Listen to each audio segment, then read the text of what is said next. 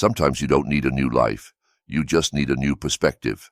And that perspective begins with a sentence. Not just any sentence, but one that cracks your thoughts open the way thunder splits the sky. Marcus Aurelius, Emperor of Rome, ruler of the greatest empire in the world, had access to everything: power, wealth, armies, knowledge, and even so, every morning he would get up and write to himself, "Rise, man. You were made for action, not to sleep like a beast." Why would an emperor, a philosopher, a strategist need to remind himself of that? Because the greatest enemy wasn't the outside world, it was his own mind.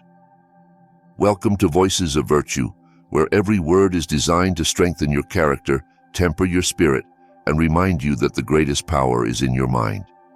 We're not here to look for easy answers. We're here to awaken truths that hurt but set you free. To build, little by little, a life as solid as rock, quiet as dawn, and steady as a will that does not give up. Imagine Marcus Aurelius in his campaign tent in the cold of northern Europe. His army asleep, the shadows of treason and war hanging over his head, writing, not for history, not for applause, but for himself, so he would not forget who he was, so power would not corrupt him, so he would not lose his soul in the noise of politics and the chaos of battle. His sentences weren't speeches, they were anchors, anchors to hold his mind steady in the storm. And those same sentences can be your anchors, because you face storms too. Maybe you don't command legions, but you face decisions that drain you, people who betray you, dreams that shatter, mornings when you don't want to get up, days when everything feels like too much. That's why this video exists, because there are words that you don't just read, you breathe them. They become oxygen for the soul. And Marcus Aurelius left many of them written. Stoicism, as a philosophy, didn't come to decorate your life with pretty phrases. It came to confront you with the truth, the raw truth, that you don't control the world, but you do control your attitude. You don't control circumstances, but you do control your response. Marcus wrote it with brutal clarity. The happiness of your life depends on the quality of your thoughts. And it's in the morning, when the day is still blank, that you can decide with what ink you're going to write it, with complaint or with character. Many repeat that you don't choose what you feel, but the Stoics said you do choose what you do with what you feel. Ryan Holiday puts it well. The obstacle is the way. Everything that bothers you, everything that irritates you, everything that seems to stop you is actually there to train you. And that's what Marcus did every morning. He turned chaos into lesson, pain into purpose, and he did it with sentences so powerful they haven't lost a gram of value in more than 1,800 years. Take this one, for example. Do what you must, the rest does not matter. It may seem simple, but behind it there's an entire philosophy. If, when you wake, you repeat that sentence and engrave it on your spirit, doubts lose strength, distractions dissolve, and fear falls back. Because you no longer live by whim, you live by duty. You don't seek pleasure, you seek purpose. And that is an invincible life. James Clear, in his book Atomic Habits, says we don't become what we dream of, we become what we repeat. And what better daily repetition than 10 sentences that turn your mind into a fortress? Marcus Aurelius was a pioneer of mental priming, what psychology today calls activating positive states of consciousness at the start of the day. And he did it without social media, without self-help books, without a motivational coach. His pen, his silence, and his mind. Accept everything life gives you and love it.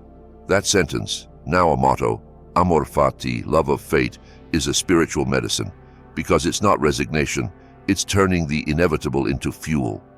When you begin your morning from that perspective, nothing knocks you off center, not traffic, not emails, not bad news, because you've already armored yourself.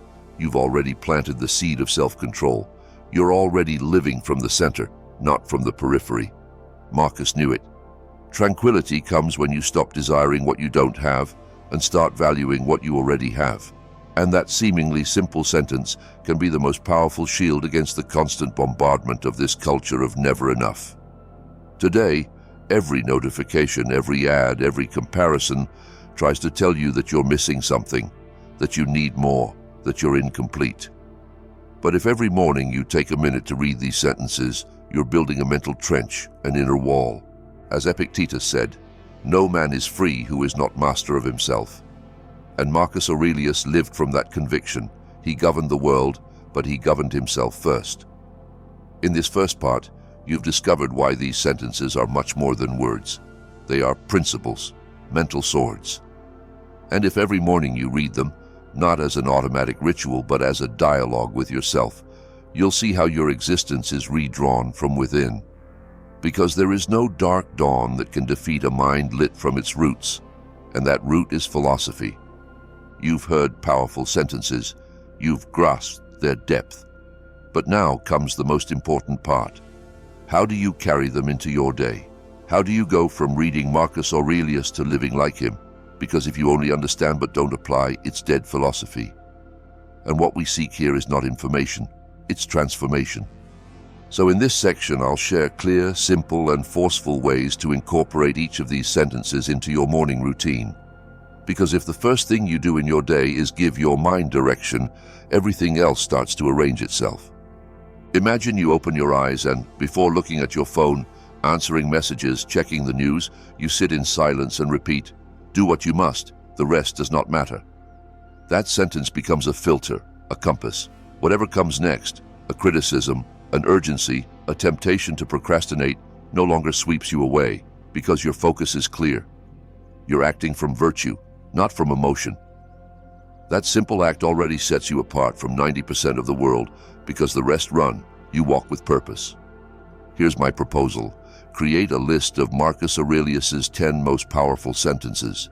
Write them on paper, not in an app, not in a digital note. Write them with your own hand as if they were vows. And every morning before the noise catches you, read them softly.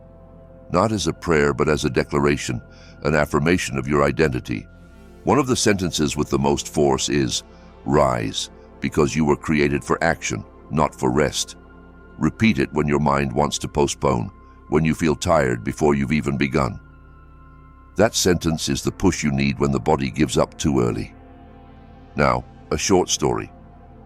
A man gets up at 5:30 in the morning, not because he has a meeting, not because someone is waiting for him. He does it for himself. On his table, he has a notebook. On the first page, there's a sentence written by hand. Human. The happiness of your life depends on the quality of your thoughts. He looks at it, takes a deep breath, and writes below, "Today, I will guard what I let into my mind. I will not feed toxic thoughts. I will not seek approval. I will think with clarity." He closes the notebook. He drinks a glass of water.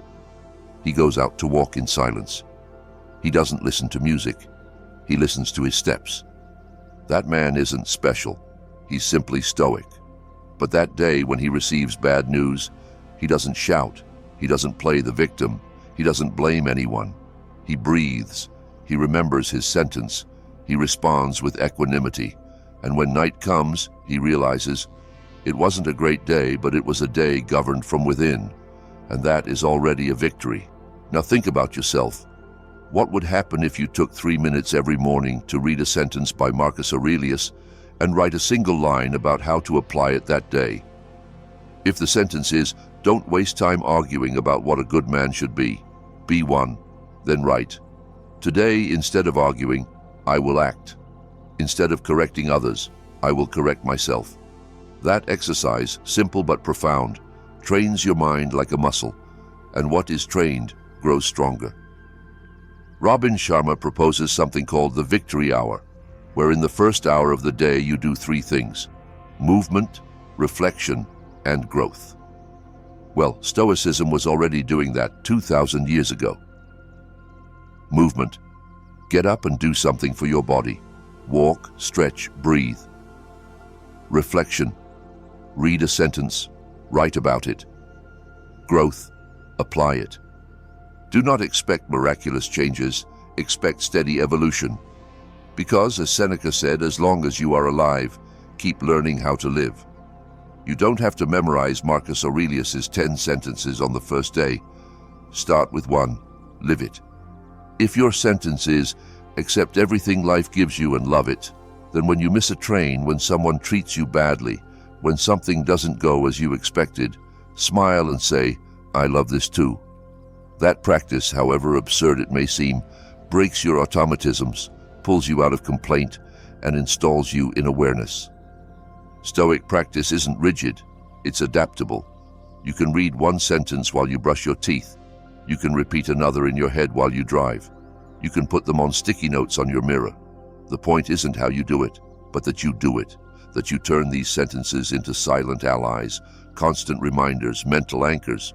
And if you want to go further, share a Stoic sentence every morning with someone else. It could be your partner, a friend, a WhatsApp group, not to show off wisdom, but to multiply it, because when you share wisdom, it doubles. And when you publicly commit to a principle, you live it more strongly. Behind every sentence of Marcus Aurelius, there's a chance to rebuild yourself, to drain anxiety, to stop running after the world, and begin walking within yourself. And you don't need radical changes. You just need a habit to start your mornings from the soul, not from reaction. If this message is resonating with you, don't forget to subscribe to Voices of Virtue. Because here we don't just reflect, we transform. Every video is a tool, every word a spark, and every day a chance to be wiser than yesterday. There are words you don't forget. They float in the heart like a seed you can't see, but that starts to change everything. That's what Marcus Aurelius' sentences are like. They aren't looking for applause. They don't want to go viral. They just want to awaken something in you, something that was asleep, something you'd been ignoring for a while. Because inside you there is an emperor, not one who dominates lands, but one who masters thoughts. And that emperor needs his ritual, his discipline, his steady gaze every morning. Today you've walked a different path. You moved away from the noise. You drew nearer to clarity. You understood that wisdom isn't knowing a lot, but remembering what's essential. And each of these sentences, if you live them with intention, can change the way you face life. You don't need to have answers for everything. You just need to begin, each day from the center, from serenity, from awareness. Let's return to the sentence that seems so simple. The happiness of your life depends on the quality of your thoughts. Think about it again. It doesn't depend on your salary. It doesn't depend on your partner. It doesn't depend on what happened yesterday. It depends on what you choose to think today. If you embrace this truth, it sets you free, because you're no longer a slave to the external. You are master of the internal. And that is true power. Marcus Aurelius understood that his day could begin with bad news, but he decided with what thoughts he would go out to face it. That is the model he leaves us. That is the responsibility carried by anyone who wants to be free. Because being free is not doing whatever you want. It's not depending on what you cannot control. And that is trained every morning with every word you let into your mind. In a world where everyone runs, the one who walks slowly, consciously, knowing who he is and what principles sustain him, is already different, already strong, already free. As Marcus said, the soul is dyed the color of its thoughts. What color do you want to paint your day? With what emotion will you go out into the world? From what place will you act when something annoys you, frustrates you, or hurts you?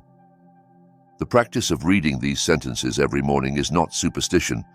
It's a way to temper your spirit, to remind yourself that there is something greater than your emotions, your virtue, that there is something stronger than your ego, your purpose. And if you start your day with philosophy, it's harder for the world to steal your peace. Now I want you to remember this last sentence from Marcus. When you wake up in the morning, think of the precious privilege it is to be alive, to breathe, to think, to enjoy, to love. It's not just an invitation, it's a sacred mandate. Every day is a privilege, every thought a choice, and every emotion an opportunity to respond with virtue. So do it. Take the time. Breathe. Choose one of these sentences. Write it down, read it, feel it, and turn it into your silent guide. Because at the end of the day, it doesn't matter how many things you did, it matters how you lived. And if you lived from the soul, from wisdom, from temperance, then that day wasn't just another one. It was a masterpiece. And if what you've heard has helped you see more clearly, help us share this message. Subscribe, and let's keep walking together toward a life with purpose. Because here, on Voices of Virtue, we don't promise easy answers, but we do promise to accompany you at every step toward a stronger mind, a wiser heart, and a more serene life.